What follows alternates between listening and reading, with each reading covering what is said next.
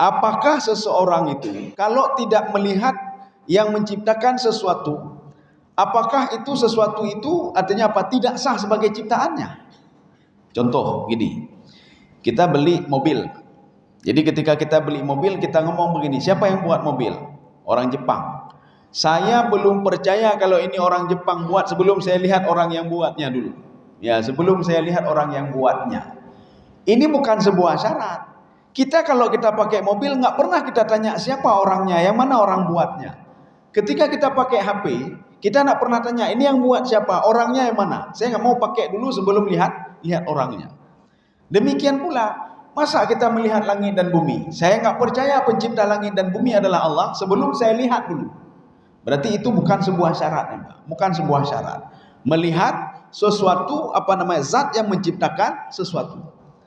Jadi makanya cukup dengan dia melihat langit saja, dia sudah terpana dengan pencipta langit itu sendiri.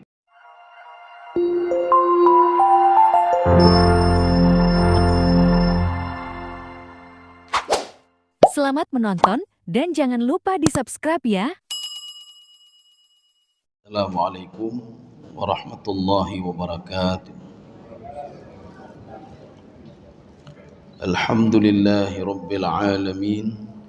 Wassalatu wassalamu ala asyrafil anbiya'i wal mursalin wa ala alihi wa ashabihi ajma'in. Raditu billahi rabba wa bil islami dina wa bi Muhammadin nabiyya wa rasulah. Rabbi syrah li sadri wa yassir li amri wahlul 'uqdatam min lisani yafqahu qawli. Allahumma ja'al jam'ana hadza jam'an marhuma wa tafarruqana min ba'dihi tafarruqan ma'suma. Kaum muslimin dan muslimat sidang jamaah subuh yang dirahmati Allah. Kita lanjutkan kajian tafsir surah Al-Baqarah. Sudah sampai ayat 55. Tafsir yang kita gunakan adalah tafsir Al-Baydawi. A'udzu billahi minasy syaithanir rajim. Bismillahirrahmanirrahim. Wa idz qultum ya Musa lan nu'mina laka hatta narallaha jahrah fa akhadhatkumus sa'iqatu wa antum tanzurun. Shadaqallahul azim. Ya, coba dibaca terjemahannya. 55 ya. Dan ingatlah ketika kamu berkata, wahai Musa. Ya, terus ya. Kami tidak akan beriman kepadamu sebelum kami melihat Allah dengan jelas. Sudah, ya. Jadi ini ini kan ada waw, itu waw ataf itu berhubungan dengan ayat sebelumnya. Kemudian ini itu berhubungan dengan sejarah di belakang, cerita tentang masa lalu. Ada juga yang menafsirkan begini, wahai Musa, ingatlah nikmat-nikmat yang sudah diberikan kepada Bani Israel. Ya. Mana contoh nikmatnya lagi? Qultum ya Musa lan nu'mina laka hatta narallaha jahrah. Kami tidak beriman kepada kamu sebelum kami melihat Allah langsung dengan mata kepala kami. Di dalam tafsir Sawi, Imam Sawi mengatakan ini bukan 70 orang pilihan yang dipilih oleh Nabi Musa alaihissalam untuk pergi ke Bukit Tur. Jadi Bukit Tur itu makna Tur, ada Tur Saina, ada Tur Saudi, ada Tur macam-macam. Jadi Tur itu apa? Kullu ma nabata minal jibal fahuwa Tur. Nanti ada gunung besar, setiap ada muncul gunung-gunung kecil di atas gunung besar itu namanya Tur. Ya. Nabi Musa alaihissalam ketika pertama sekali berdialog dengan Allah Subhanahu wa taala, itu bukan di Bukit Tur, tidak, tetapi di lembah Bilwadil Muqaddasi Tuwa, namanya lembah Tuwa. Itu di antara Yordania dengan Mesir ya. Jadi perbatasan itu lembah Tuwa. Tetapi Bukit Tur, ada yang mengatakan Tur itu kejadian ini Tur Saina. Ada yang mengatakan Tur Saudi ya, di Saudi Arabia. Ada yang mengatakan di Saina, di perkampungan namanya Saina. Sebagian penafsir mengatakan Ini ucapan 70 orang yang diajak oleh Nabi Musa alaihissalam ke Bukit Tur. Untuk apa? Supaya mereka itu tempat Nabi Musa menerima wahyu 40 malam. Untuk pembekalan bagi mereka dan mendakwahi orang-orang lain. Rupanya ada satu di antara 70 orang itu, apa namanya, celoteh. Dia ngomong, padahal yang ngomong cuma satu orang. Ya Musa, kami tidak beriman kepadamu sehingga melihat Allah itu langsung dengan mata kepala kami. Jahrah itu berasal dari kalimat jahratul qiraah. Kalau kita baca bacaan yang jelas itu namanya jahrah. Bacaannya kurang ini namanya sir, bacaan sir. Maka digunakan kalimat ini untuk apa? Ayanan, melihat dengan mata kepala sendiri, melihat Allah dengan mata kepala sendiri. Pertanyaannya, apakah seseorang itu kalau tidak melihat yang menciptakan sesuatu, apakah itu sesuatu itu artinya apa? Tidak sah sebagai ciptaannya. Contoh gini, kita beli mobil. Jadi ketika kita beli mobil, kita ngomong begini, siapa yang buat mobil? Orang Jepang. Saya belum percaya kalau ini orang Jepang buat sebelum saya lihat orang yang buatnya dulu. Ya, sebelum saya lihat orang yang buatnya. Ini bukan sebuah syarat. Kita kalau kita pakai mobil nggak pernah kita tanya siapa orangnya, yang mana orang buatnya. Ketika kita pakai HP, kita nggak pernah tanya ini yang buat siapa, orangnya yang mana. Saya nggak mau pakai dulu sebelum lihat orangnya. Demikian pula, masa kita melihat langit dan bumi? Saya nggak percaya pencipta langit dan bumi adalah Allah sebelum saya lihat dulu. Berarti itu bukan sebuah syarat, bukan sebuah syarat.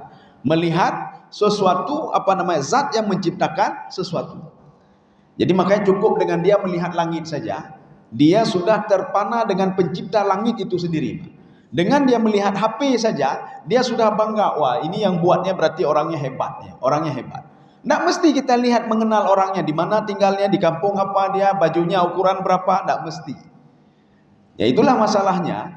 Ketika kita dihadapkan dengan hal-hal gaib, kita bertanya-tanya, ini siapa pencipta langit dan bumi? Padahal tak perlu kita tanya, nggak perlu lihat yang menciptakannya. Lihat saja yang diciptakan dia itu, langit, bumi, gunung, kemudian lautan, makhluk dan lain sebagainya. Bahkan Allah mengatakan, wa fi anfusikum afala ta'qilun? Lihat dirimu, begitu ajaibnya dirimu, begitu hebat dirimu. Kita tertidur, tetapi aktivitas tubuh ini terus berjalan. Darah itu tidak pernah berhenti dia. Itu siapa yang membuat seperti itu? Siapa yang buat seperti itu? Ada enggak makhluk yang mengatakan saya yang buat seperti itu? Kan tidak ada. Jadi artinya dengan hasil ciptaan saja kita sebenarnya harus mengakui kalau itu dilakukan oleh Allah Subhanahu wa taala. Bagaimana kita bisa mengenal Allah? Maka perbanyaklah baca Al-Qur'an. Nanti di situ ada bayan tafsili. Bayan tafsili bagaimana? Ketika Allah mengatakan Alhamdulillahirabbil alamin arrahmanir rahim malik bismillahirrahmanirrahim alhamdulillahirabbil alamin. Siapa itu rabbil alamin? Arrahmanir rahim. Itu bayan tafsili. Sehingga apa? Dijelaskan oleh Allah Subhanahu wa taala, yang mengatur kalian itu saya, kata Allah. Yang mengatur ini saya, mengatur itu saya. Nanti ada di dalam kajian tauhid.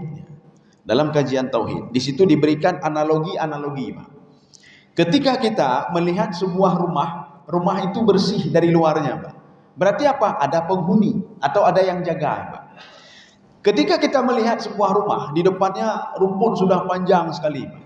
Rumah tidak terurus. Kita langsung terbayang, rumah ini tidak ada penghuninya atau tidak ada yang urus.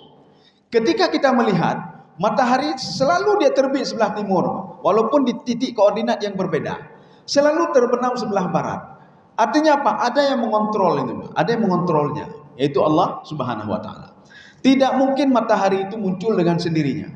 Tidak mungkin bulan itu dia muncul dengan sendirinya. Kullu fi falaki yasbahun. Jadi semua sudah pada titik koordinatnya masing-masing. Siapa yang mengatur itu? Ya, Pak. Maka inilah membutuhkan kepada tauhid. Arti tauhid apa? Tidak ada lain kecuali satu zat yang dahsyat dan luar biasa. Siapa zat itu? Maka pelajarilah Al-Quran. Jadi dengan di dalam Al-Quran, maka kalau kita ingin berdialog itu kan berisi dialog interaktif dalam Al-Quran. Jadi maka sering-seringlah baca Al-Quran. Disitulah Allah memperkenalkan dirinya, yang menciptakan langit dan bumi itu saya, yang mengatur langit dan bumi saya, yang mengatur kalian itu saya, yang memiliki langit dan bumi dan isi-isinya adalah saya. Kamu tahu nggak siapa saya itu? Diterangkan oleh Allah, Ar-Razzaq, Al-Qawiyyu, Al-Matinu, Al-Basit, Al-Qabid. Itulah saya, kata Allah Subhanahu wa taala. Kaum muslimin sedang jemaah yang dirahmati Allah. Jadi makanya mereka ini kan ada dua pendapat, dua penafsiran. Penafsiran yang pertama, 70 orang yang mereka ini nanti diazab oleh Allah Subhanahu wa taala gara-gara minta melihat Allah. Yang secara logika tidak mungkin. Kenapa? Karena Allah itu laisa kamitslihi syai'un. Tidak sama seperti makhluk. Analoginya bagaimana? Contoh, ini kita buat meja. Kita buat meja, dua buah meja. Meja kan punya kaki juga. Kakinya 4. Meja satu lagi kakinya 4. Meja ini bertanya kepada meja itu, yang buat kita apakah kakinya sama seperti kita? Memang. Dijawab oleh meja satu lagi, nampaknya sama nampaknya. Kalau sama, yang buat meja dengan meja, berarti tidak hebatlah yang buat meja itu. Tidak hebat. Kenapa? Kakinya sama dengan yang buat meja. Ketika manusia bertanya, apakah Allah sama seperti kita? Kalau sama, berarti yang menciptakan kita itu tidak hebat. Ya, nembak. Jadi artinya apa? Tidak sama. Laisa kamitslihi syai'un. Jadi tidak sama. Jadi makanya awwaluddin ma'rifatullah. Asal segala perbuatan itu adalah mengenal Allah Subhanahu wa taala. Maka dari kecil terus kita perkenalkan Allah sama anak-anak. Jangan perkenalkan setan dulu, Pak. Ini kita memperkenalkan setan dulu sama anak-anak. Nah, jangan ke situ, gelap, nah gunduru, Pak. Ya. Jadi kita perkenalkan hantu sama dia, sehingga di dalam mindset anak itu yang terbayang cuma hantu saja. Di dunia ini makhluk gaib cuma hantu saja. Kalau kita tanya makhluk gaib itu siapa, nak? Gondorowo, kuntilanak, ya, Pak. Lain dia tidak percaya dia. Lain sama malaikat, nak percaya, sama Allah nak percaya. Tapi coba dari kecil kita didik terus. Di samping kamu ada 2 malaikat.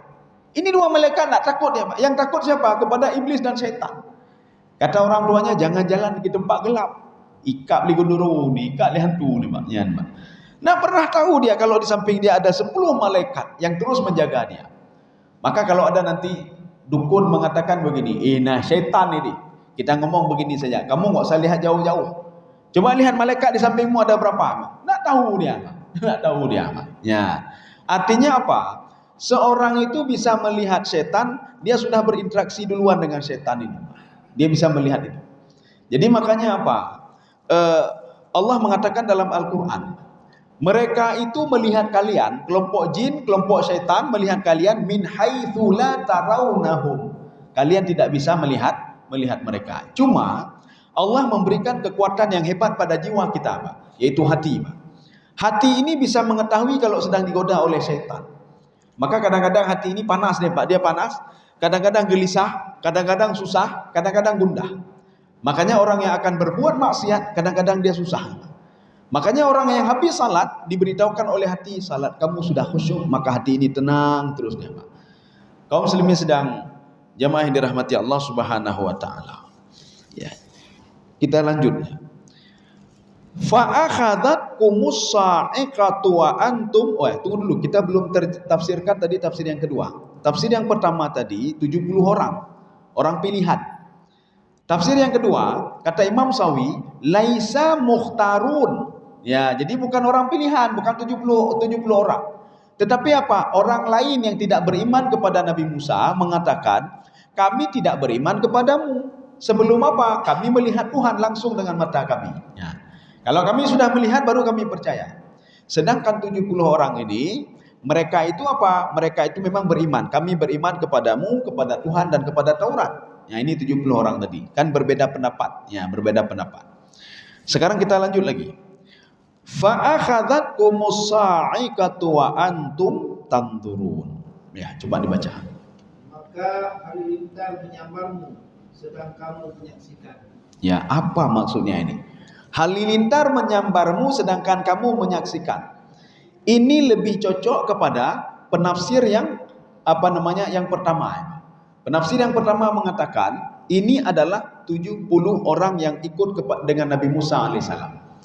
70 orang ini dipersiapkan oleh Nabi Musa gunanya untuk apa? Kalau mereka kembali ke kaumnya, mereka bisa mendakwahi kaumnya. Makanya 70 orang ini diajak oleh Nabi Musa di tempat mana Nabi Musa menerima wahyu selama 40 malam. Rupanya ketika itu mereka minta melihat Allah. Fa akhadhathumus sa'iqah. Jadi sa'iqah itu apa namanya? Api. Jadi rupanya ada api dari langit, Ada yang mengatakan ini bukan sa'iqah tapi sayhah.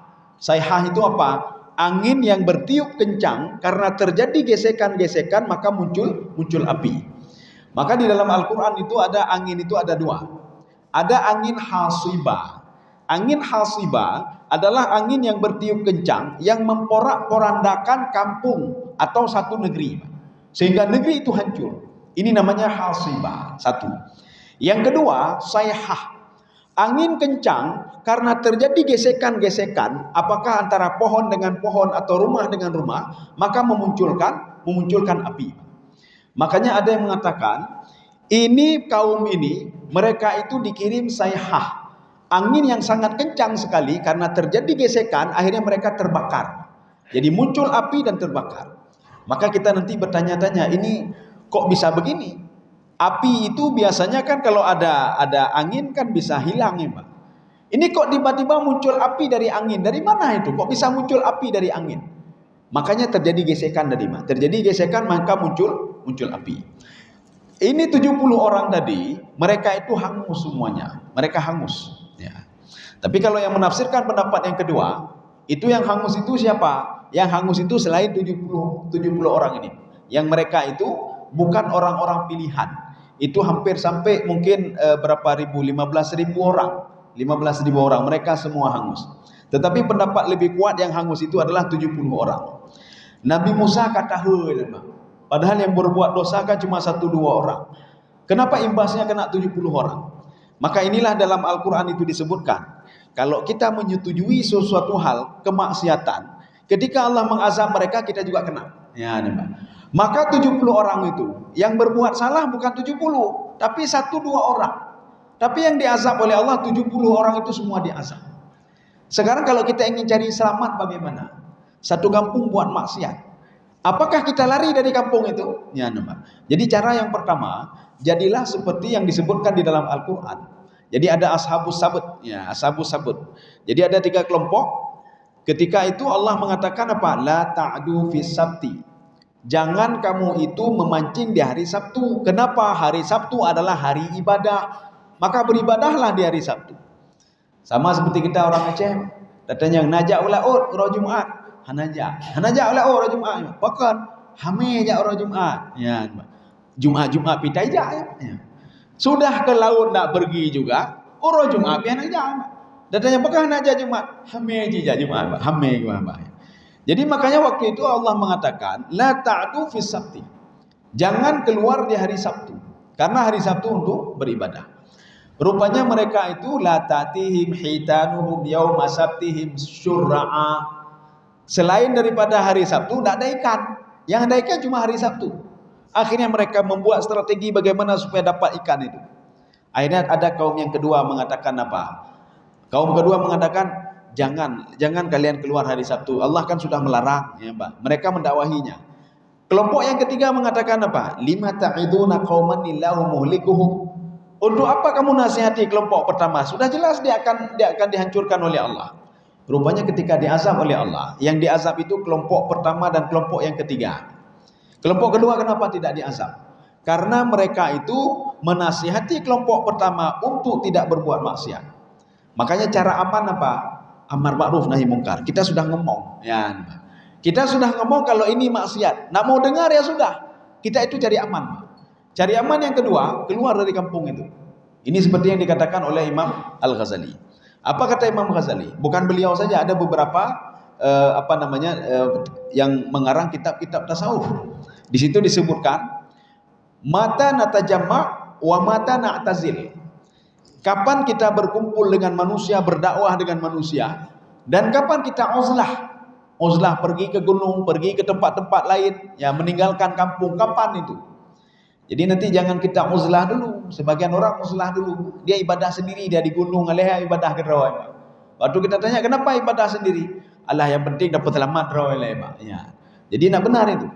Makanya Imam Ghazali mengatakan, kita itu natajamak berkumpul dengan masyarakat ketika kita mendakwahi mereka amar ma'ruf nahi munkar. Kita mengajak kepada kebaikan. Maka seorang itu wajib dia turun ke masyarakat. Tapi kalau masyarakat itu sudah hancur, berapa kali kita dakwahi juga tidak mau dan juga tidak ini, maka uzlahlah kalian. Kenapa? Kalau nanti diazab oleh Allah Subhanahu wa taala, jangan sampai kena imbasnya. Ya, nampak. Jadi ketika itu uzlah, kita pergi uzlah. Maka uzlah dibolehkan dengan syarat ketika kita mendakwahi, dakwah tidak diterima lagi, maka disuruh uzlah. Nabi Muhammad kan begitu juga, disuruh hijrah. Jadi disuruh pindah dari Mekah, suruh pindah ke Madinah. Kaum muslimin sedang jamaah yang dirahmati Allah Subhanahu wa taala. Ini yang dimaksudkan dengan fa'akhadat humus sa'iqah. Sa'iqah itu api, ya. Ada beberapa keanehan-keanehan. Artinya azab yang diturunkan oleh Allah Subhanahu wa taala. Salah satunya apa? Ketika Bani Israel masuk ke Palestina. Ya. Waktu itu Allah mengatakan kepada Nabi Musa, "Wahai Musa, nanti kalau sudah masuk ke Palestina, suruh kepada Bani Israel itu untuk sujud syukur, berterima kasih." Kenapa terima kasih? Yang pertama, sudah saya selamatkan dari Fir'aun, sudah dibawa dari Mesir menuju Asia, sudah dibelah lautan menjadi dua, mereka bisa lewat. Akhirnya apa? Saya minta sujud syukur saja, berterima kasih ketika masuk Palestina. Rupanya mereka mengolok-olok Nabi Musa dan Allah Subhanahu wa taala. Mereka masuk bukan sujud syukur, tetapi apa? Masuknya dengan punggung mereka masuk ke ini. Akhirnya apa? Mereka diazab oleh Allah Subhanahu wa taala dengan apa? Rijzam minas sama. Diturunkan penyakit dari langit. Inilah yang di dalam tafsir mengatakan penyakit taun pertama dari langit. Ada yang mengatakan itu penyakit ya seperti apa namanya? Penyakit taun ya, penyakit tahun pertama. Jadi ya Covid ya. Jadi penyakitnya begini. Mereka itu pertama dingin, kedinginan. Kemudian setelah itu apa? Panas tiba-tiba. Setelah itu mati mereka itu. Ya, jadi artinya penyakit taun yang pertama di dunia itulah pada masa itu. Walaupun nanti ada yang mengatakan pada masa Rasulullah SAW, tidak. Sebelum masa Rasulullah sudah turun masa penyakit tahun ini, yaitu rijzab minas sama. Kalau ini tidak turun, apa namanya, sa'iqah. Jadi sa'iqah itu api langsung membakar mereka. Ya, fa'akhadat humus sa'iqah. Wa antum tanzurun. Jadi artinya mereka melihat sendiri, api yang diturunkan itu mereka lihat sendiri. Jadi kalau seandainya mereka itu masih apa namanya masih hidup, mereka bisa menceritakan kepada kaumnya, kami melihat api tadi. Makna nazara yang dulu, ya. Jadi nanti ada syahada yushahidu, nazara yang dulu, ada ra'ayara. Kalau ra'ayara itu dengan mata kepala melihat sesuatu, tapi tidak ada hubungan dengan dia. Lihat bulan, lihat ini, itu ra'ayara. Tetapi kalau nazara yang dulu bisa menakjubkan. Arti menakjubkan apa? Api tiba-tiba kok datang dari langit kemudian menyambar mereka. Maka itu nazara yang dulu. Nazara yang dulu itu melihat dengan takjub. Luar biasa ini. Kok bisa ada api dari langit, dan itu makna nazara yang dulu. Kalau nanti ada syahada yushahidu, itu maknanya apa? Kita melihat melalui televisi. Kita melihat Amerika tapi melalui televisi. Kita melihat Palestina melalui televisi. Nanti ra'ayara melihat dengan mata kepala. Saya lihat dengan mata kepala kecelakaan tadi. Ya, saya lihat bulan. Saya melihat matahari. Itu ra'a namanya. Tapi kalau nazara melihat dengan takjub dan heran. Kok bisa ada api dari langit turun ke bawah? Ya. Kaum muslimin sedang jamaah yang dirahmati Allah Subhanahu wa taala. Sekarang kita lanjut satu ayat lagi. Summa ba'atsnakum min ba'di mautikum la'allakum tashkurun. Ya, coba baca. Kemudian kami membangkitkan kamu setelah kamu mati agar kamu bersyukur. Ini pertanyaannya. Kenapa setelah dimatikan dibangkitkan supaya bersyukur? Untuk apa bersyukur lagi kalau di padang mahsyar? Bukan itu maksud ayatnya. 70 orang yang mati ini ya dibangkitkan kembali oleh Allah Subhanahu wa taala. Kenapa dibangkitkan? Kita baca satu ayat. Ini apa namanya? Nabi Musa alaihissalam mengatakan kepada Allah ini perkataan Nabi Musa. Qala rabbi law syi'ta ahlaktahum min qablu wa iyaya. Jadi Nabi Musa artinya bukan protes, artinya minta apa? Klarifikasi. Kenapa engkau hancurkan semua ya Allah? Kenapa tidak yang protes itu saja? Kenapa tidak 1-2 orang saja? Maka Nabi Musa mengatakan, "Lau syi'ta ahlaktahu min qablu wa iyaya." Ya Allah, kalau demikian, sebelumnya saja engkau hancurkan saya ya Allah. Hancurkan saya dan hancurkan Bani Israel. Ini saya 70 orang ini saya persiapkan untuk mendakwahi Bani Israel, tapi mereka mati semua ya Allah. Gara-gara 1-2 orang. Gara-gara apa? Engkau ini kan api tadi. Ya, akhirnya mati semuanya. Lebih baik saya juga engkau matikan ya Allah. Hei lo dakwah ya Allah. Ya, ini artinya apa? Keluhan Nabi Musa alaihissalam. Keluhan Nabi Musa. Ketika itu Allah mengatakan apa? Tsumma ba'atsnakum. Kemudian saya bangkitkan kembali kalian satu-satu. Ini bisa kita lihat di dalam tafsir Ibnu Katsir. Apa kata Imam Ibnu Katsir? Mereka itu bangkit satu-satu hatta nazara ba'duhum ba'dan. Mereka dibangkitkan satu-satu sehingga satu ini melihat yang lain, satu melihat yang lain. Kamu dulu dari jadi arang kamu, kemudian hidup kembali. Yang mati tadi ngomong lagi tadi. Tadi saya kan mati, kamu ada lihat? Ada, saya lihat tadi kamu mati. Kemudian yang mati tadi mengatakan lagi, tadi saya lihat teman saya jadi arang. Kemudian dia hidup di depan mata saya. Ini maknanya tsumma ba'atsnakum. Tsumma itu berbeda dengan thamma. Tsumma Ibnu Abbas mengatakan ya dulu ala taba'udil ahwal, dalam tenggang waktu yang agak lama. Jadi bukan setelah mereka diidak gelante kemudian bangkit kembali, tidak. Dalam proses waktu yang lama, Nabi Musa kata duinan melihat kaumnya 70 orang itu yang dipersiapkan itu mereka meninggal semua jadi arang, Pak. Terduduk Nabi Musa alaihissalam. Waktu yang lama. Tapi kalau sama itu berbeda lagi. Seperti di Al-Quran Allah mengatakan begini, ya Muhammad, thamma ra'aita na'iman wa mulkan kabira. Kamu nanti kalau masuk ke dalam surga, umatmu kalau masuk ke dalam surga, kamu akan melihat thamma ra'aita na'iman. Kamu melihat nikmat yang luas sekali, Pak. Ya, thamma itu maknanya luas. Kamu akan melihat kerajaan yang sangat luas sekali, sangat besar sekali. Itu makna thamma.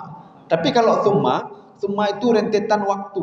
Ya. Contoh, kalla sawfa ta'lamun, thumma kalla sawfa ta'lamun. Itu apa makna thumma itu? Setelah kita meninggal dunia, ya itu kita pikirkan juga meninggal, Pak. Kita pikir proyek tapi, Pak. Kalau kita pikir proyek, kita pikir masa depan dunia ini, kita ada jangka waktunya. Maka kematian juga kita pikirkan. Nyo pasti mati, Pak. Nyo pasti mati. Maka Allah memberikan sinyal dalam Al-Quran, kematian kalian dan kebangkitan kalian itu dalam jangka waktu yang lama. Kalla sawfa ta'lamun. Kamu akan tahu diri kalau mengejar dunia itu, ya mengejar dunia tidak akan dapat hasil, ya, Pak. Habis kamu kejar, kamu tinggalkan. Kalla sawfa ta'lamun. Kamu akan tahu diri nanti, kata Allah. Tsumma kalla sawfa ta'lamun. Nanti ketika dibangkitkan di padang mahsyar juga kamu akan tahu diri, kata Allah. Maka ini menunjukkan apa? Kematian seseorang dengan tiupan sangkakala yang kedua itu memiliki tenggang waktu yang sangat lama sekali. Jadi kesimpulannya apa? Kehidupan itu ada waktunya, kecuali nanti setelah masuk surga dan neraka. Di dalam alam roh ada jangka waktu. Di dalam kandungan ada jangka waktu. Di dunia ada jangka waktu. Itu paling lama umur Nabi Nuh alaihissalam. Maka ada yang mengatakan umur Nabi Nuh itu, kalau dalam tafsir Ibnu Abbas itu 1000 lebih.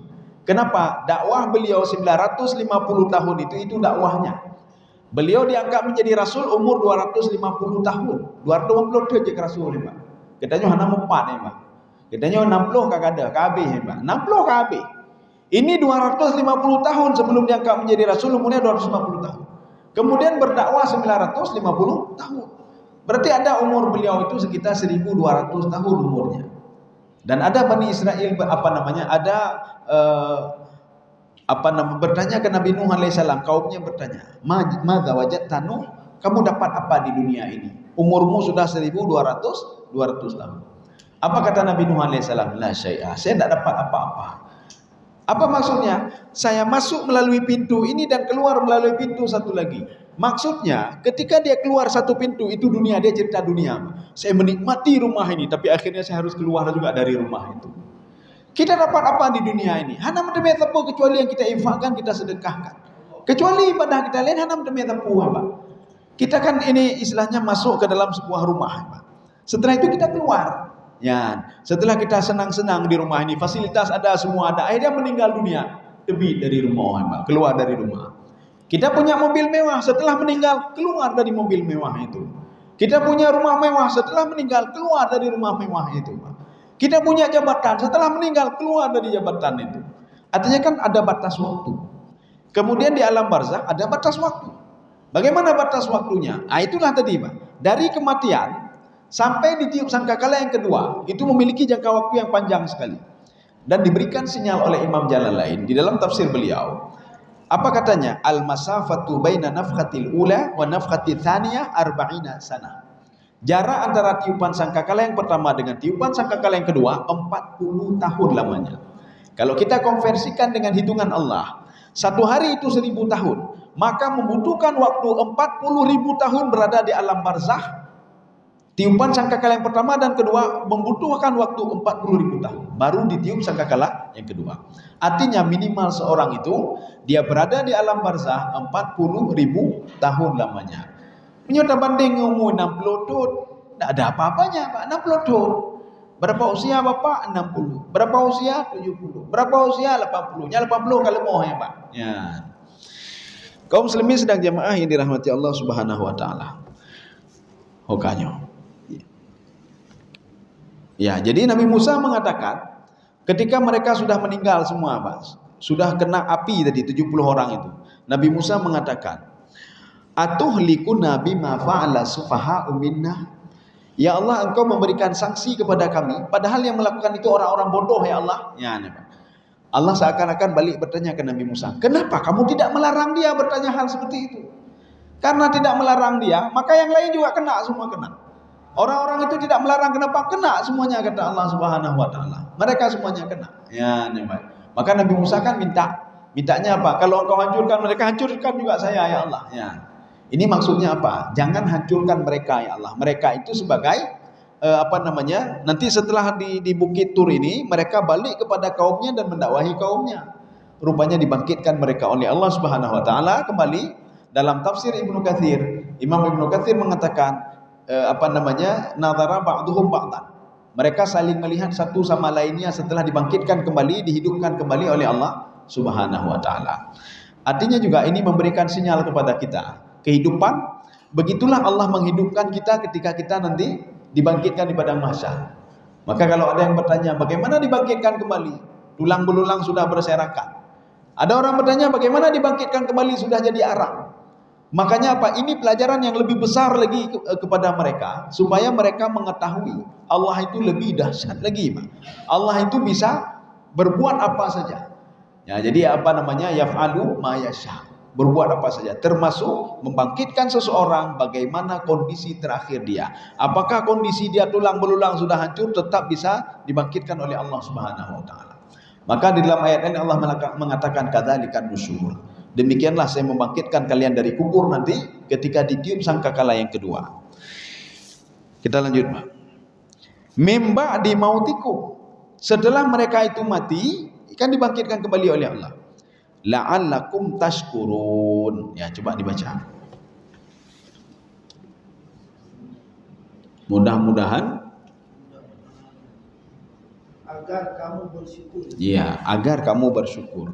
Inilah Allah ini namanya la'alla taraji.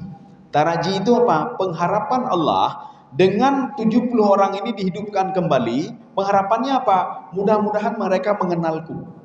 Jadi makna syukur itu mengenal. Jadi begini, pada suatu hari Nabi Musa alaihissalam bermunajat kepada Allah. Ini makna syukur dulu. Kita ingin melihat makna syukur itu apa. Ketika bermunajat, apa kata Nabi Musa alaihissalam? A'taitana kulla syai'in fa kaifa nashkuru bika. Engkau memberikan kami segalanya ya Allah. Berikan ini, berikan itu, berikan selamatkan kami dan lain sebagainya. Fa kaifa nashkuru bika. Bagaimana cara kami bersyukur kepada Engkau ya Allah? Apakah harus banyak ibadah? Ya, memang. Kita kan terbayang begini. Cara bersyukur itu banyak bersedekah. Cara bersyukur banyak beribadah. Cara bersyukur itu adalah pergi umrah, pergi haji. Ya. Tapi ada yang sangat simpel sekali. Itu sudah dikatakan syukur. Maka Allah mengatakan kepada Nabi Musa alaihissalam, wahai Musa, Innal abda ya'rifu anna ni'mata minni faqad syakara. Seorang hamba, dia tahu nikmat yang aku berikan itu berasal dariku, kata Allah, dia sudah bersyukur. Ya, nampak. Jadi kita dapat sesuatu, alhamdulillah. Kalau lewat itu, alhamdulillah, terima kasih ya Allah. Ya, nampak. Dia sudah bersyukur. Teringat saja kepadaku sudah bersyukur, kata Allah. Ini masalahnya mengingat bidannya masalahnya Pak. Jadi artinya apa? Teringat saja kepadaku, dia sudah bersyukur. Walaupun nanti dia nggak bisa bersedekah dan lain sebagainya. Ya, nampak. Ini makna syukur.